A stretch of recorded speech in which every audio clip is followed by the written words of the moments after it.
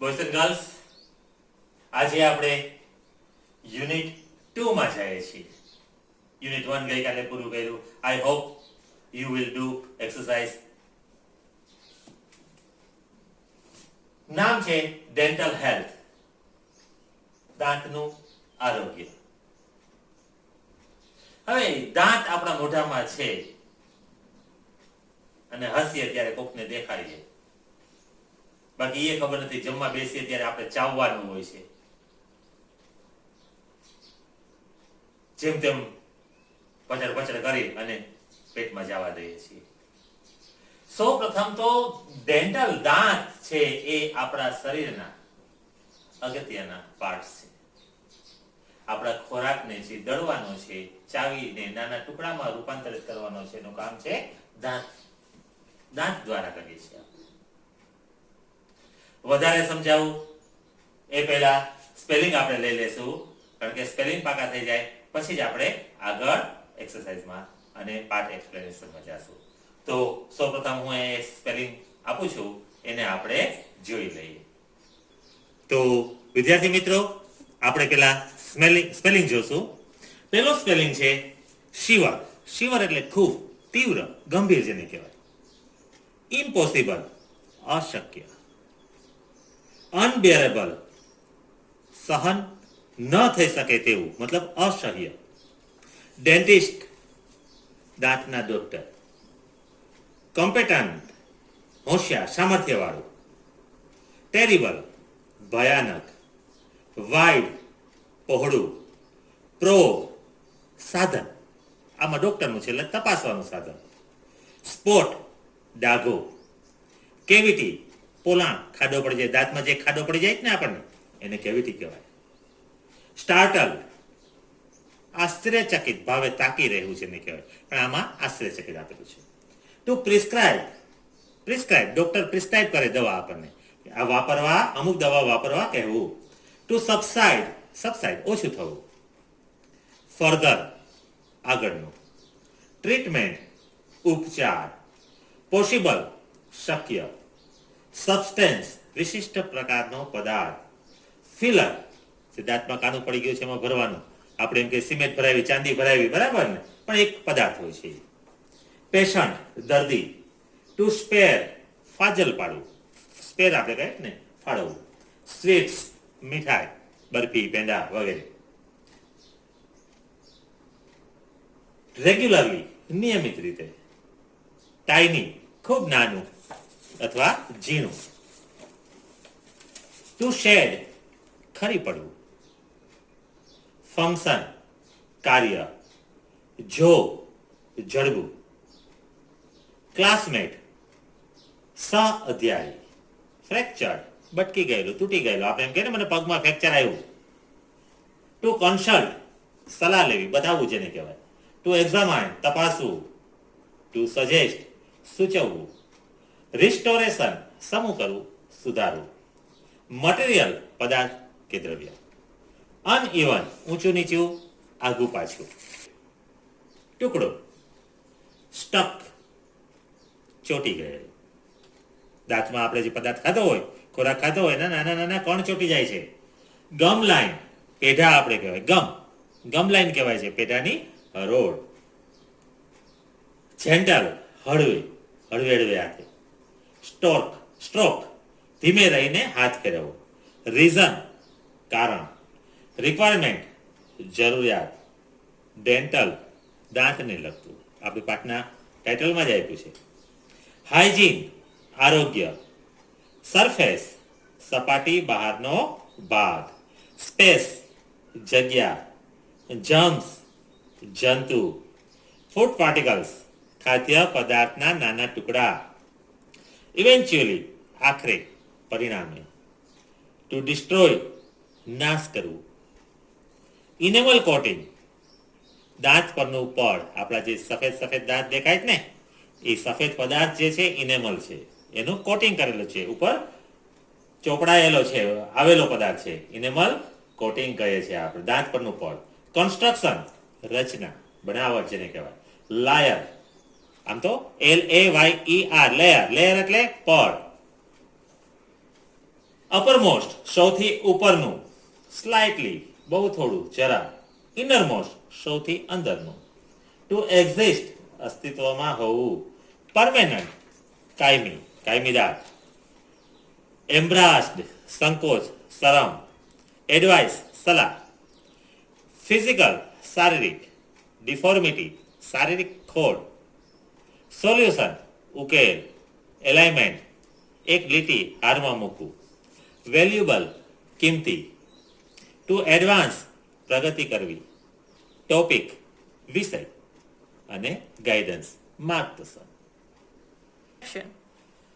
તો આપણે તમે હમણાં સ્પેલિંગ જોયા. મિત્રો કોઈ પણ યુનિટ હોય તો આપણે એના સ્પેલિંગ પાકા થઈ જવા જોઈએ.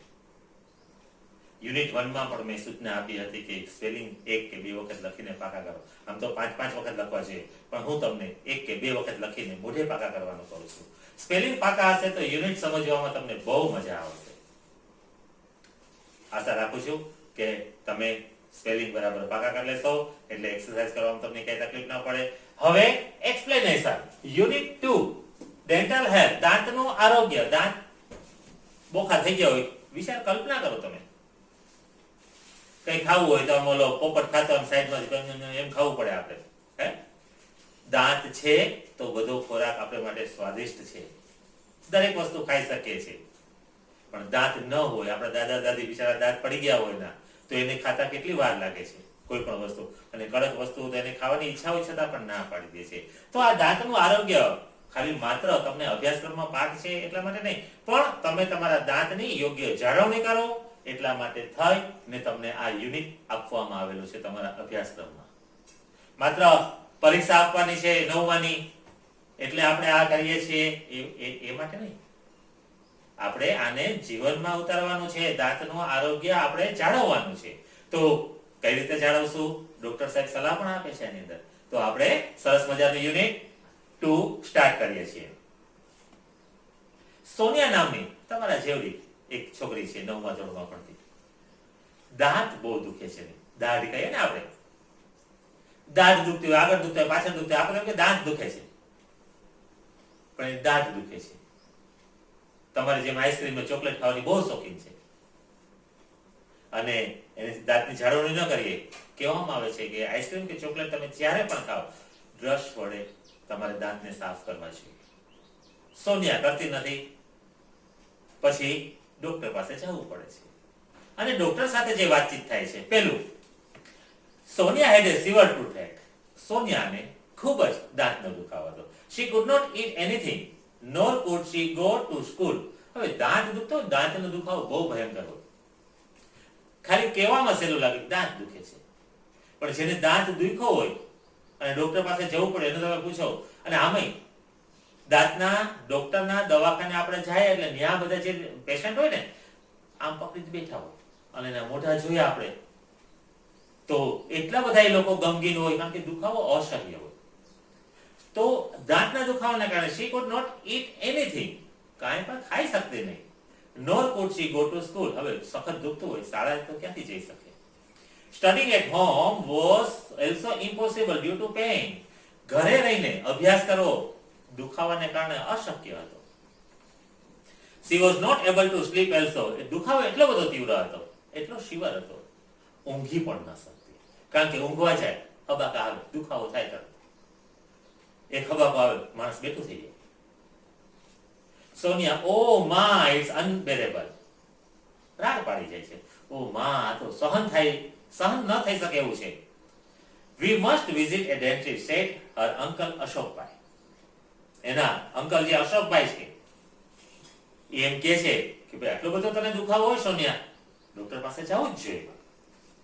The same evening they were at the dental care clinic of Dr. Sharma. અને એ સાંજે જ ડોક્ટર શર્મા ના ડેન્ટલ ક્લિનિક, દાંતના દવાખાને જાય છે. ડોક્ટર બંસી શર્મા, આખું નામ શું છે? Doctor Bansi Sharma is a young and competent doctor. યુવાન છે, હોશિયાર છે. ડોક્ટર શર્મા ત્યાં જાય છે એટલે ડોક્ટર શર્મા કહે, હેલો યંગ લેડી. સોનિયાને જોઈને એમ કહે છે કે કેમ છે બેટા?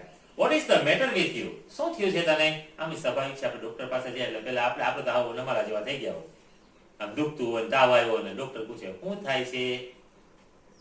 Sonia with difficulty. હવે આને તો દાંત દુખતા હતા, બોલે છે કે કેમ બોલે, મને દાંત દુખે છે એની જેમ બોલે છે. ઓ માં આ doctor, I have a terrible toothache, મને તો ભયંકર દાંતનો દુખાવો થાય છે. Doctor Sharma, I can see, let me check it. ઓ મને જોવા દે, ચાલ મને તપાસવા દે. Sit in the chair please, ખુરશીમાં આવીને બેસ. હવે દાંતના ડોક્ટર પાસે જાય એટલે કે આપણે બેસીએ છીએ એવી ખુરશી ન હોય, પગે ઉપર લઈ લેવાના હોય.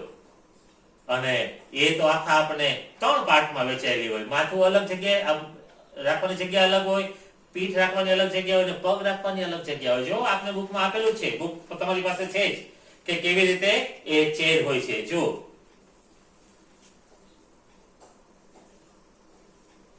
તો આ પ્રકારની ચેર હોય છે.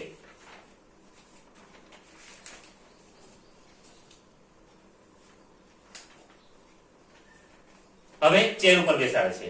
Sonia sits in the dental chair, બેસે છે ચેર ઉપર. The doctor switches on the headlight. હવે એ ચેરની ઉપર આવી મોટી લાઈટ હોય, એ લાઈટ કરે છે.